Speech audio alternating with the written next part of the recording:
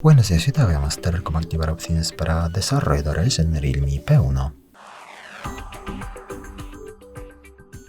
Para empezar abrimos la aplicación Ajustes y luego de Ajustes seleccionamos la pestaña, en este caso Información del dispositivo, es una de las últimas de aquí. Luego pulsamos aquí la opción Versión y pulsamos varias veces el número de versión hasta que aparezca en la pantalla más abajo este aviso.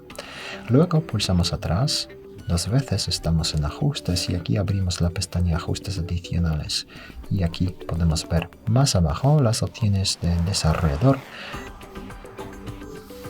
Bueno, y desde aquí también puedes desactivar las opciones si no quieres usarlas en un clic. Y ya es todo.